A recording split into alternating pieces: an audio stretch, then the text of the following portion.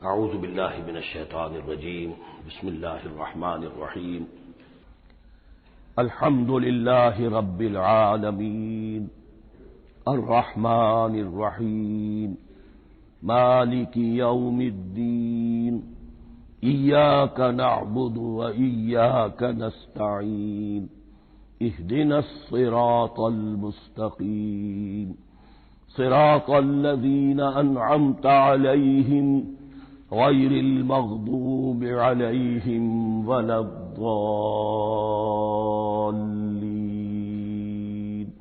آمین۔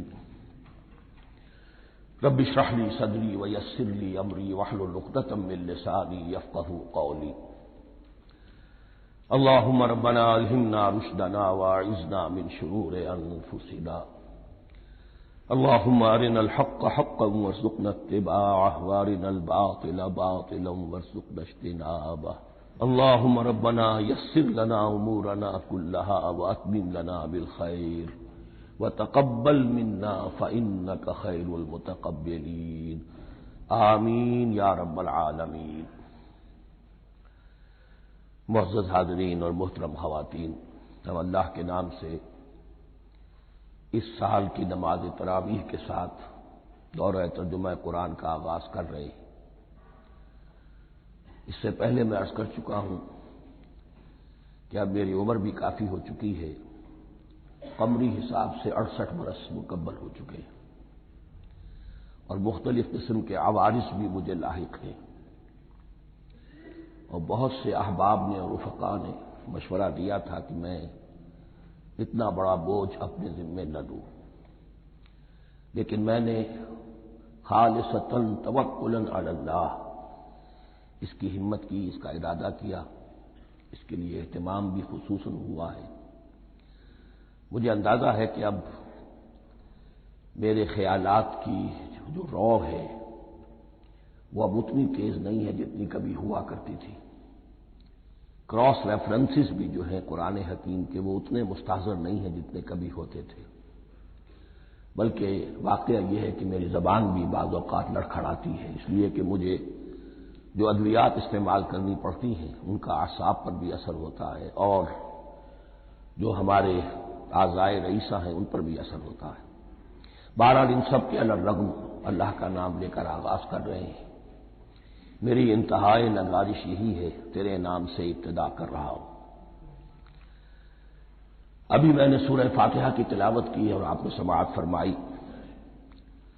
یہ سورہ مبارکہ مصحف کے اعتبار سے تو پہلی سورت ہے ہی، سب کو معلوم ہے، لیکن یہ بھی نوٹ کر لیجئے کہ یہ نزول کے اعتبار سے بھی سب سے پہلی مکمل سورت جو حضور پر نازل ہوئی وہ یہی ہے۔ اس سے قبل متفرق آیات نازل ہوئی، 5 آیتیں سورہ علق کے آغاز میں، کچھ آیتیں سورہ قلم یا سورہ نون کے آغاز میں، کچھ آیتیں سورہ مزمل کی ابتدا کی، کچھ آیتیں سورہ مدثر کے آغاز کی۔ 5ویں وحی تقریباً اس پر اجماع ہے کہ یہ سورۃ الفاتحہ کی ہے، اور یہ مکمل سورت ہے جو حضور پر نازل ہوئی۔ سورۃ الفاتحہ کے معنی ہوئے افتتاحی سورت، فتح یفتح کے معنی ہے کھولنا، مفتاح کنجی کو کہتے ہیں، چابی کو، تو یہ اوپننگ سورہ آف دی قرآن، قرآن حکیم کی افتتاحی سورت۔ ویسے جیسا کہ میں تعارف قرآن کے ضمن میں عرض کر چکا ہوں، عربوں کا یہ مزاج تھا کہ جس چیز سے انہیں خصوصی محبت ہوتی تھی اس کے بہت سے نام رکھتے تھے، اس کے بھی بہت سے نام ہیں۔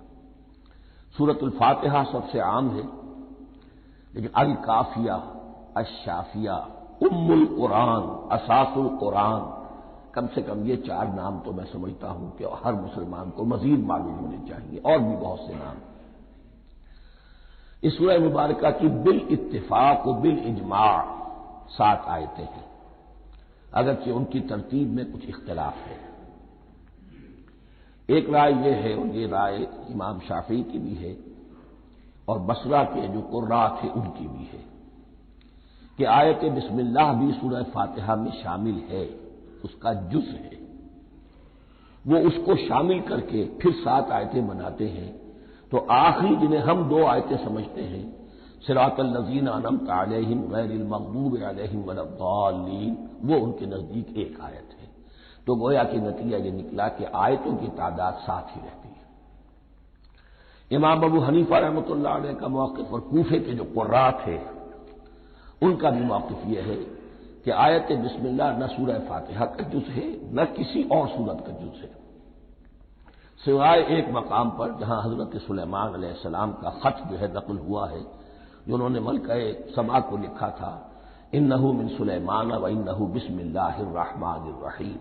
تو قرآن کے متن میں صرف اسی جگہ پر یہ آیت شامل سمجھتے ہیں، باقی یہ صرف علامت کے طور پر کہ یہاں سے ایک نئی سورت شروع ہو رہی ہے درج کی گئی ہے۔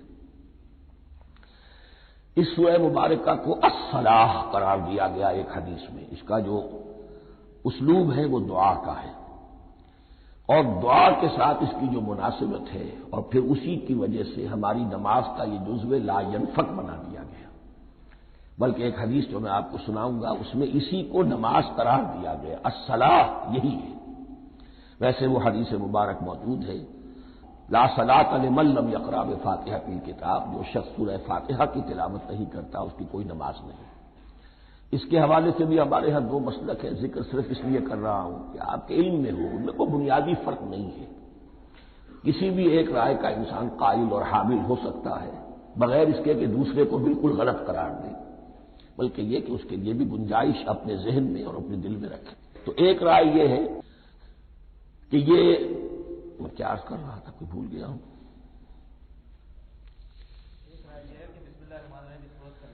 جی، اور دوسری آیت یہ ہے کہ اس کا حصہ نہیں ہے، اسی اعتبار سے یہ کہ یہ سورہ مبارکہ نماز میں پڑھی جانی ضروری ہے، لا صلاۃ لمن لم یقرأ بفاتحۃ الکتاب۔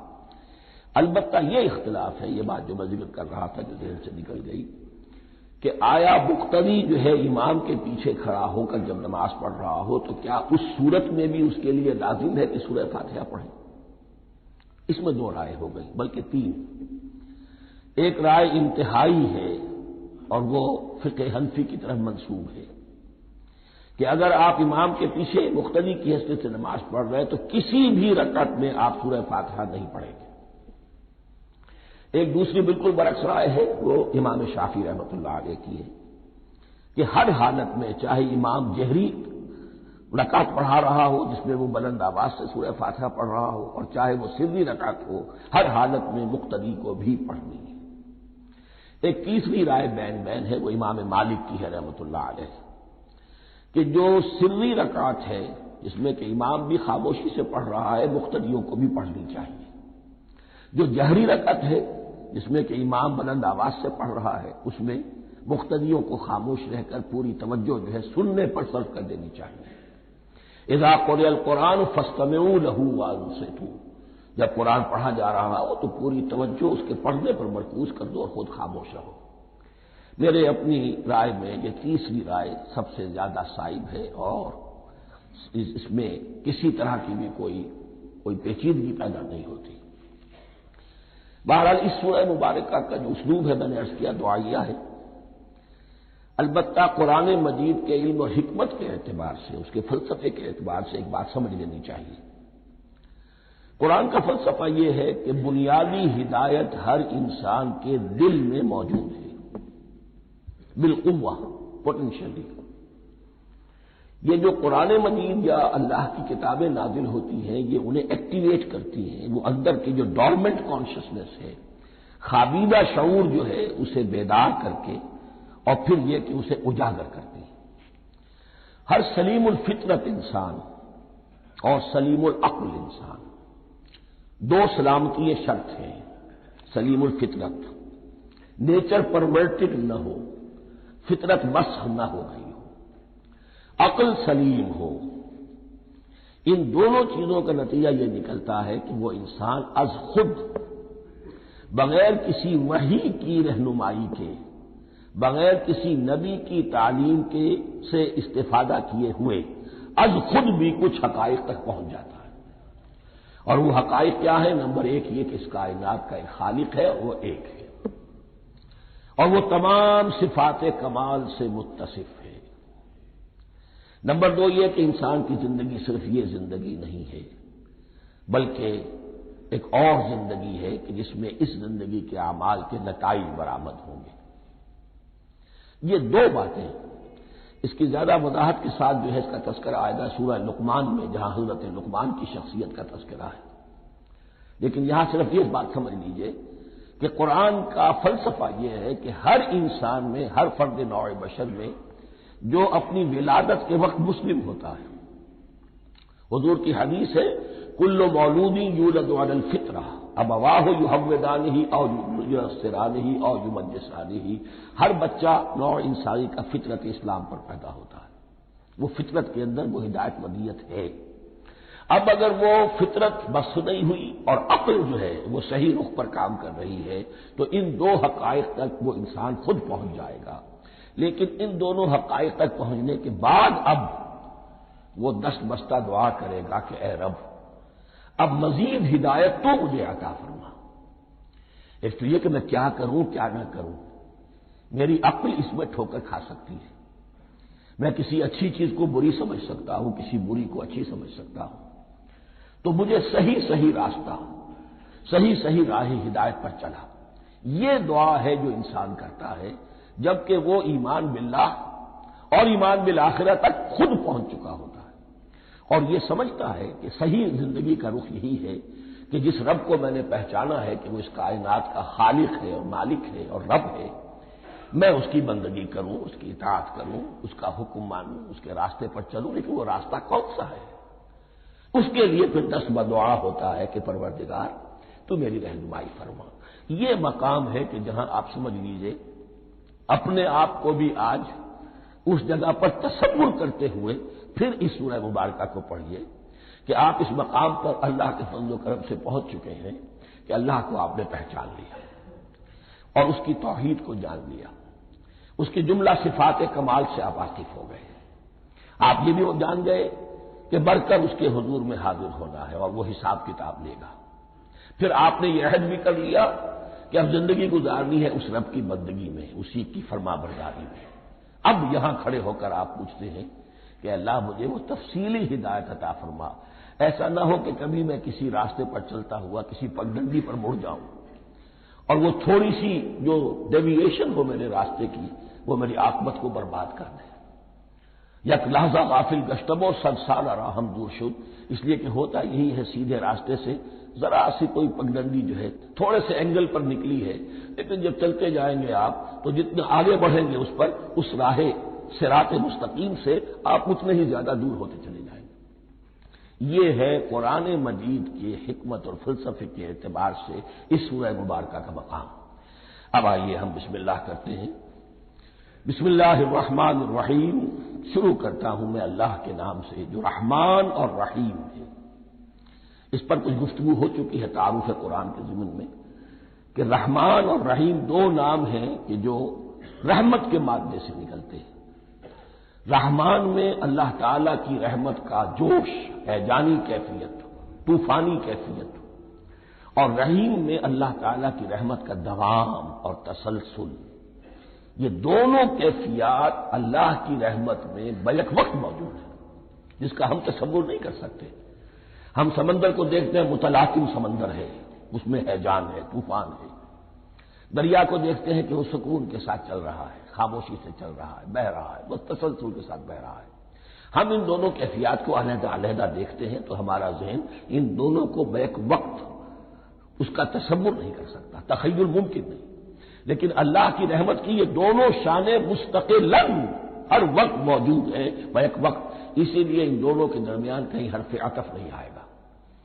بسم اللہ الرحمن الرحیم، الحمد للہ رب العالمین، کل حمد، اور حمد کو ذہن میں رکھ لیجئے، حمد مساوی ہے تعریف جمع شکر۔ عام طور پر ترجموں میں ایک لفظ لایا جاتا ہے، کل تعریف اللہ کے لیے، یہ کافی نہیں ہے۔ تعریف آپ کسی شے کی کر سکتے ہیں جس میں کوئی حسن ہے، خوبی ہے، کسی بھی اعتبار سے، خواہ آپ کو اس کے حسن و خوبی سے کوئی فائدہ حاصل نہیں ہو رہا۔ ایک پھول ہے، بہت خوبصورت ہے، بس ٹھیک ہے، خوبصورت ہے، آپ نے کہا تعریف کر دی۔ شکر کرتے ہیں آپ اس شے کا جس سے آپ کو کوئی فائدہ پہنچا ہو، استفادہ ہوا ہو، آپ کی کوئی ضرورت پوری ہوئی ہو، آپ کی کوئی مشکل رفع ہوئی ہو۔ اور آپ دیکھیں گے کہ حمد میں یہ شکر کا پہلو غالب ہے۔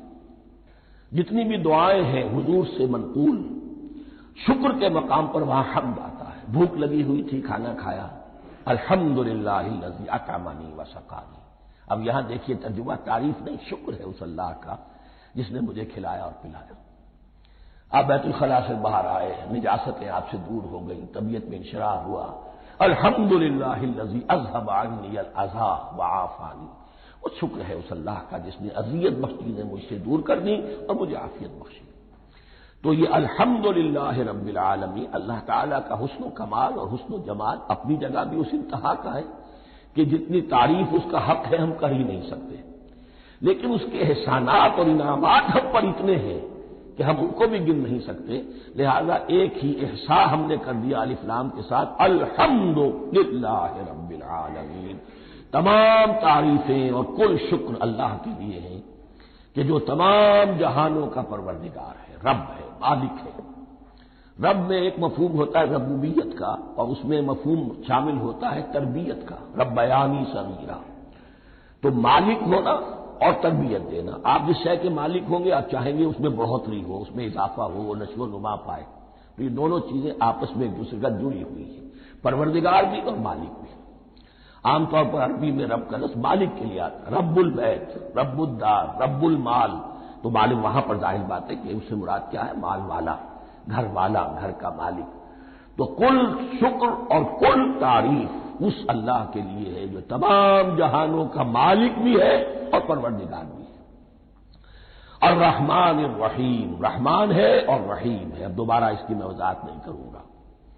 مالک یوم الدین، یوم دین کا مختار مطلق ہے۔ دین عربی زبان میں کہتے ہیں بدلے کو، دناہم کما دانو، کما تدینو تو دانو، یہ کہاوت ہے۔ جیسے اردو میں ہم کہتے ہیں جیسا کرو گے ویسا بھرو گے، کما تدینو تو دانو، تو یہ ہے بدلہ۔ اس کا بنیادی مفہوم جو ہے وہ بدلہ ہے۔ تو بدلے کا ایک دن ہے جس دن فیصلہ ہوگا کہ کون کیا کما کر لایا ہے، اسے کیا بدلہ ملنا چاہیے۔ آیا اس کا برائیوں کا پلڑا بھاری ہے کہ اسے سزا ملنی چاہیے، یا اس کی حسنات اور نیکیوں کا پلڑا بھاری ہے کہ اسے جزا ملنی چاہیے، اس کا انعام اور اکرام کے ساتھ معاملہ کیا جانا چاہیے۔ وہ ایک دن ہے، اسے ہم یوم القیامہ کہتے ہیں۔ اور لیکن اصل بات جو یہاں کہی گئی، یعنی ایک جملے میں تین باتوں کا اعتراف ہو رہا ہے۔ بعث بعد الموت، ایک دن آئے گا کہ ہم مرنے کے بعد تمام انسان اٹھا لیے جائیں گے، پھر حساب و کتاب، پھر اللہ کے ہاں حاضری ہوگی اور حساب کتاب ہوگا۔ اور تیسرے یہ کہ اس حساب کتاب کے دن کا مختار مطلق اللہ ہے، یعنی کسی اور کو اپنے ذہن میں سہارا بنا کر آپ زندگی گزاریں کہ وہ مجھے چھڑا لے گا، یا وہ ہستی جو ہے اتنی زوردار ہے کہ وہ مجھے بچا لے گی، اس سے اپنے دل کو، اپنے ذہن کو بالکل پاک کر لیجیے۔ مالک یوم الدین، ایک دوسری جگہ پر قرآن میں آیا ہے، اس روز کوئی پکارنے والا پکارے گا، لمن الملک اليوم للہ الواحد القہار، آج کے دن کس کا اختیار مطلق ہے؟ اور پھر کہا جائے گا اللہ کے لیے، الواحد قہار، جو پوری طرح چھایا ہوا ہے، بس تولی ہے۔ تو مالک یوم الدین، جو جزا و سزا کے دن کا مالک ہے۔ اب یہاں سے کلام ایک رخ بدل رہا ہے۔ ابھی تک تو یہ غائبانہ انداز میں کلام ہو رہا ہے، اللہ سے خطاب نہیں آیا اس میں ابھی۔ الحمدللہ رب العالمین الرحمن الرحیم مالک یوم الدین۔ اب خطاب ایاک نعبد و ایاک نستعین، ہم صرف تیری ہی بندگی کرتے ہیں اور کریں گے، اور ہم صرف تجھ ہی سے مدد مانگتے ہیں اور مانگیں گے۔ یہ ترجمہ میں کیوں کر رہا ہوں کہ یہ فعل مضارع ہے۔ عربی زبان میں فعل مضارع حال اور مستقبل دونوں کو کور کرتا ہے۔ ایاک کا جو ہے مفعول فاعلی جو ہے، مفعول جو ہے اس میں ضمیر مفعولی، اسے پہلے لا کر حشر کا مضمون پیدا ہو گیا۔ ہم تیری بندگی کرتے ہیں نہیں، ہم تیری ہی بندگی کرتے ہیں اور کریں گے۔ حال میں ترجمہ کیجئے تو یہ اظہار حال ہے، اور مستقبل میں ترجمہ کیجئے تو یہ عہد ہے، قول و قرار ہے، بہت بڑا معاہدہ ہے۔ وَإِيَّاكَ نَسْتَعِينُ، اور صرف تجھی سے مدد مانگتے ہیں اور مانگیں گے۔ اس میں بھی حال کا ترجمہ اظہار حال، اللہ کرے کہ واقعی ہمارا حال وہی ہو، جب ہم یہ الفاظ کہتے ہیں تو واقعتاً ہم اس پر پورے اتر رہے ہوں کہ اسی کی بندگی کر رہے ہوں اور اسی سے ساری استعانت اور استمداد کر رہے ہیں۔ جہاں تک مستقبل کا تعلق ہے وہ پھر ایک عہد ہے، اہدنا الصراط المستقیم، یہ مقام وہ آ گیا کہ یہاں تک تو اے پروردگار ہم پہنچ گئے، تیرے فضل سے، تیرے کرم سے، فطرت سلیمہ بھی تیری عطا کردہ تھی، عقل سلیم بھی تیری ودیعت کردہ تھی، ان دونوں کی روشنی سے ہم یہاں تک تو پہنچ گئے۔ اب ہماری جو ضرورت ہے، احتیاج ہے، وہ کیا ہے؟ اہدنا الصراط المستقیم، ہدایت بخش ہمیں سیدھے راستے کی۔ یہاں دو باتیں سمجھ لیجئے، انفرادی سطح پر انسان کے لیے نہ معلوم کتنے مرحلے آتے ہیں ہر روز کہ جس میں وہ ایک ٹھٹک کر کھڑا ہو جاتا ہے، یہ کروں یا یہ کروں، دو آلٹرنیٹو سامنے آ رہے ہیں، فیصلہ کرنا مشکل ہو رہا ہے، قدم قدم پر ہدایت کی ضرورت ہے۔ اور اجتماعی طور پر نوع انسانی تین بڑے بڑے تمدنی مسائل میں واقعہ یہ ہے کہ تسلیم کر لیا جانا چاہیے کہ عقل انسانی اس کو راستہ نہیں دکھا سکتی۔ عام معاشرتی سطح پر مرد اور عورت کے درمیان حقوق اور اختیارات کا کیا توازن ہو، ناممکن ہے، انسان طے نہیں کر سکتا۔ انسان یا مرد ہے یا عورت ہے، عورت سوچے گی اپنے لحاظ، اپنے جذبات کا، اپنے خیالات کا لحاظ رکھے گی، مرد کے جذبات و احساسات کا اس کا کوئی تصور ہی ممکن نہیں۔ مرد سوچے گا اسے اپنے احساسات معلوم ہے، لیکن یہ کہ عورت کے احساسات سے وہ نابلد ہے، ان کو محسوس کر ہی نہیں سکتا، لا محالہ وہ اپنے بارے میں وہ جو بھی نظام بنائے گا اس میں وہ اپنی بالادستی رکھے گا۔ وہ تو ایک ہی ہستی ہو سکتی ہے کہ جو دونوں کی خالق ہے، مرد کی بھی عورت کی بھی، اور اس کو دونوں سے محبت ہے، دونوں کا خیر خواہ ہے، دونوں کا رب ہے، دونوں کو پروان چڑھانا چاہتا ہے۔ اسی طرح فن اور معاشرہ یا ریاست، حکومت اور ریاست ہمیشہ یہ چاہتی ہے کہ سارے اختیارات ہمارے ہاتھ میں آ جائیں، ٹوٹلیٹیرین سوسائٹی ہو، بس ہم حکم دیں اور لوگ اس پر چلیں۔ افراد یہ چاہتے نہیں، ہمیں آزادی ہونی چاہیے۔ اب آپ دیکھیے کہ دنیا میں کتنے جھگڑے چلتے ہیں اسی پر، فریڈم فریڈم فریڈم۔ وہ فریڈم واقعتاً اپنی جگہ پر ایک شے ہے، افراد کی آزادی ہونی چاہیے، لیکن افراد کی آزادی اتنی نہ ہو جائے کہ وہ مادر پدر آزاد ہو جائے، کوئی قانون، کوئی قاعدہ، کوئی اخلاقی، کوئی حدود اور قیود جو ہے ان کا پابند نہ رہے۔ تو اب کہاں ہے وہ نقطۂ اعتدال کہ جس میں انسان کی انفرادی آزادی، انفرادی اختیار اور ادھر اجتماعی مصلحتیں جو ہیں ان کو بیلنس کیا جا سکے؟ انسان طے نہیں کر سکتا، صرف اللہ ہی اس کے لیے نظام دے سکتا ہے۔ تیسرا مسئلہ ہے سرمایہ اور محنت، اس میں کیا توازن ہو؟ سرمایہ اور محنت دونوں مل کر کچھ بنا رہے ہیں، کچھ پروڈیوس کر رہے ہیں۔ اب اس میں نفع جو ہوا ہے اس میں سرمایہ کا کتنا حصہ ہونا چاہیے اور لیبر کا کتنا ہونا چاہیے، کون طے کر سکتا ہے؟ اس کے لیے بھی کہ ایسا نہ ہو کہ سرمایہ داری جو ہے آکاش بیل بن کر پورے معاشرے پر چھا جائے اور غریب بیچارہ، مزدور بیچارہ، کاشتکار بیچارہ وہ گویا کہ چکی کے دو پارٹوں میں پس کر رہ جائے، اس کی کوئی حیثیت نہ رہ جائے۔ لیکن یہ کہ دوسری طرف اگر یہ کہ مزدور کا جو حق ہے اس سے زیادہ اس کو دے دیا جائے تو سرمایہ جو ہے وہ سکڑ جائے گا، شائی ہو جائے گا، وہ پھر میدان میں نہیں آئے گا۔ کیا کیا جائے؟ کون سا نقطہ عدل و اعتدال ہے؟ یہ تین مسائل ایسے ہیں، اہدنا الصراط المستقیم۔ تو یوں سمجھیے کہ ایک جو بنیادی ہدایت تھی، ایک اللہ کو پہچان لینا، یہ جان لینا کہ کل حسن و جمال اور تمام انعام و اکرام کا منبع اس کی ذات ہے، وہ رحمان ہے اور رحیم ہے، اور یہ جان لینا کہ مرنے کے بعد جی اٹھنا ہے، حساب کتاب ہے، فیصلہ ہوگا جزا و سزا کا، اور مختار مطلق اس دن کا اللہ ہے۔ پھر یہ عہد کر لینا ایاک نعبد و ایاک نستعین۔ اس کے بعد دعا، پروردگار ہمیں ہدایت پر قائم رکھ، ہماری ہدایت میں اضافہ فرما۔ اس ہدایت کے لفظ کو سمجھ لیجئے، بنیادی ہدایت، تفصیلی ہدایت، قدم قدم پر ہدایت، ہدایت پر ہدایت۔ والذین اہتدوا زادہم ہدی، جو لوگ ہدایت کے راستے پر آتے ہیں اللہ ان کی ہدایت میں اضافہ کرتا ہے۔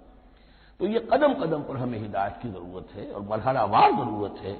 ہدایت اس کو بھی کہتے ہیں کہ کسی نے آپ سے کوئی پتہ پوچھا، آپ نے کہا ادھر جانا، پھر دوسری گلی میں مڑنا، پھر جانا دو تین لائٹیں چلے جانا، پھر مڑنا وغیرہ وغیرہ، یہ بھی ہدایت ہے، نظری طور پر آپ نے بتایا ہے۔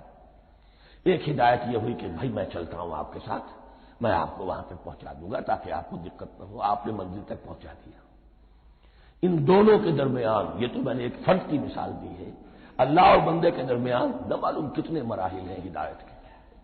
تو کسی وقت بھی انسان اپنے آپ کو ہدایت خداوندی سے مستغنا نہیں سمجھ سکتا، اور نہیں تو پروردگار جو ہدایت دی ہے اس کو ہدایت پر قائم رکھ۔ کیا پتہ شیطان کا کوئی حملہ، کیا پتہ ہمارے نفس کی کوئی شرارت کسی ایسے رخ پر ہمیں ڈال دے کہ اب تک کی ساری کمائی بھی ضائع ہو جائے۔ لہذا یہ نہ سمجھیے کہ جب یہ ساری چیزیں ان کو معلوم تھی، وہ ان چیزوں کا تو اقرار کر رہے تو اب ہدایت کون سی مانگ رہے ہیں؟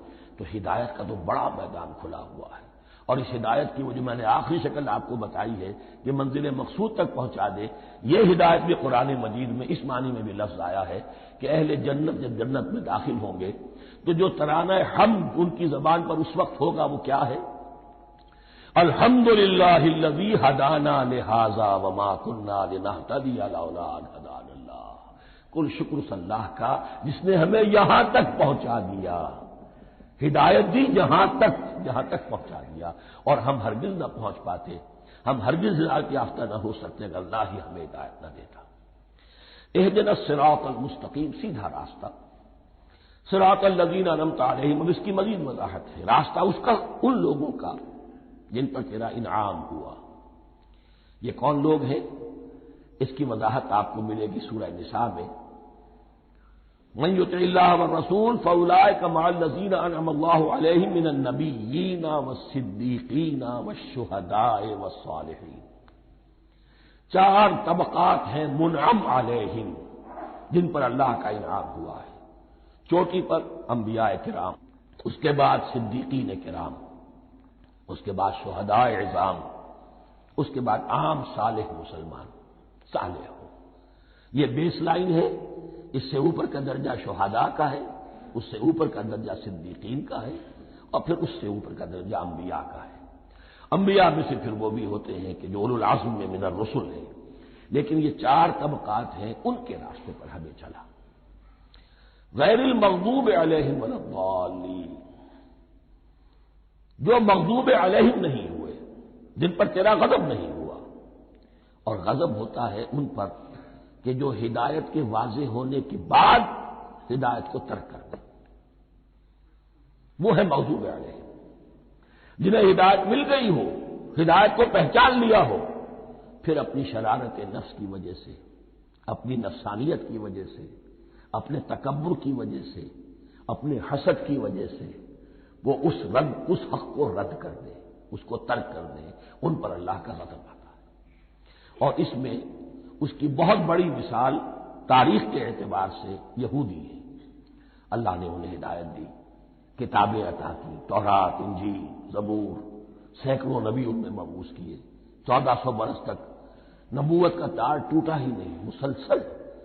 ابتدا میں بھی 2 نبی، موسیٰ اور ہارون، اور اختتام پر بھی 2 نبی، عیسیٰ اور یحییٰ علیہ الصلاۃ والسلام، اور ان کے مابین کوئی لمحہ نہیں آیا ہے تاریخ بنی اسرائیل میں جبکہ کوئی نہ کوئی نبی موجود نہ ہو۔ لیکن انہوں نے اپنی شرارت نفس کی وجہ سے ہدایت تورات سے بھی منہ موڑا، اور پھر سب سے بڑی بات یہ کہ ہدایت محمدی سے، ہدایت قرآنی سے بھی صلی اللہ علیہ وسلم منہ موڑا، وہ ہے مغضوب علیہم ولا الضالین، اور نہ ہی گمراہ ہوئے۔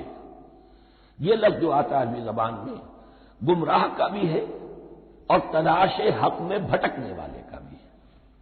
ایک وہ شخص ہے جس پر حق ابھی واضح نہیں ہوا، وہ تلاش میں ہے، اس کے لیے بھی ضال کا لفظ آئے گا۔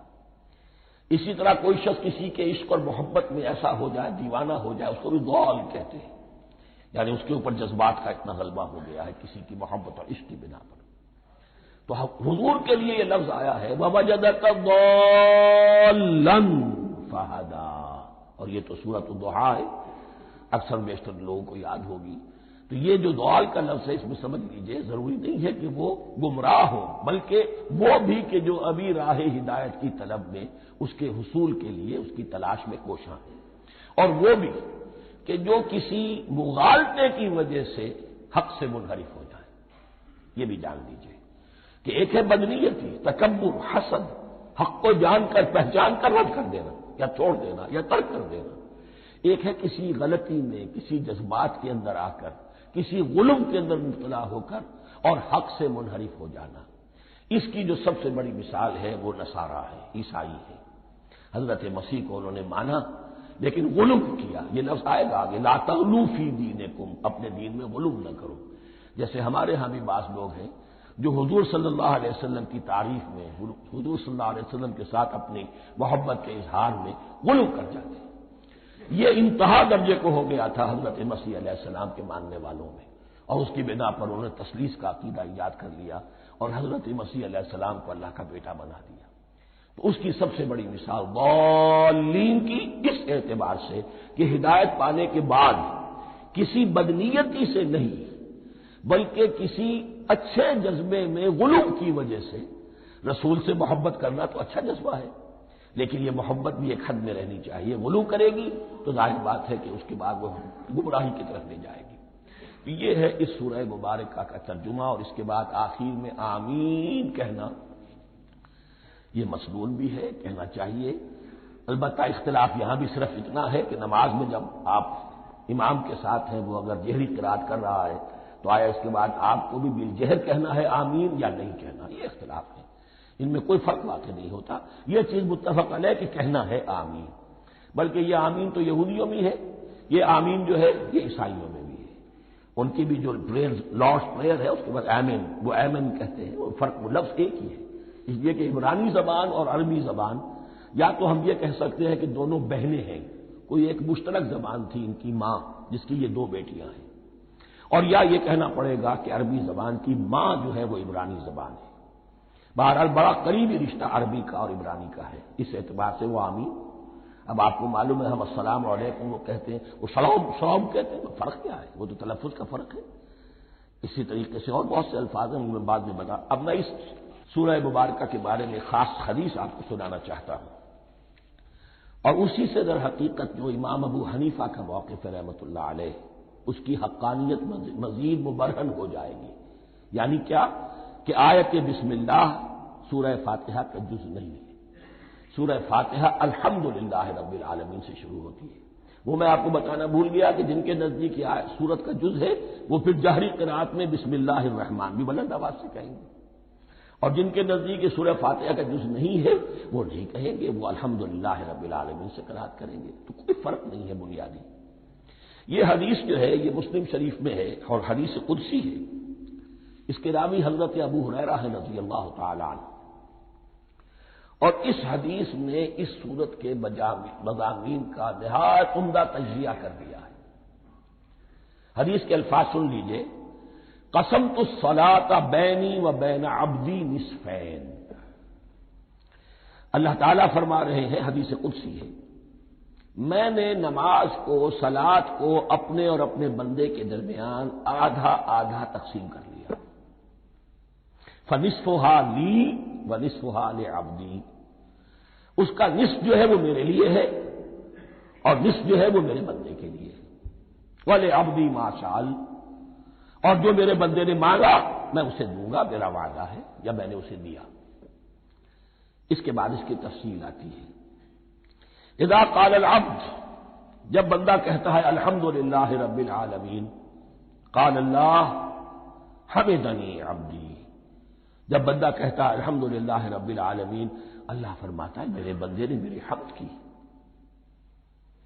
وَإِذَا قَالَ الرَّحْمَٰنُ الرَّحِيمُ قَالَ اللَّهُ اثْنَىٰ عَلَيَّ عَبْدِي، جب بندہ کہتا ہے الرحمن الرحیم، اللہ فرماتا ہے میرے بندے نے میری ثنا کی۔ وَإِذَا قَالَ مَالِكِ يَوْمِ الدِّينِ قَالَ اللَّهُ تَعَالَىٰ مَجَّدَنِي عَبْدِي، میرے بندے نے میری تمجید بیان کی، میری بزرگی بیان کی۔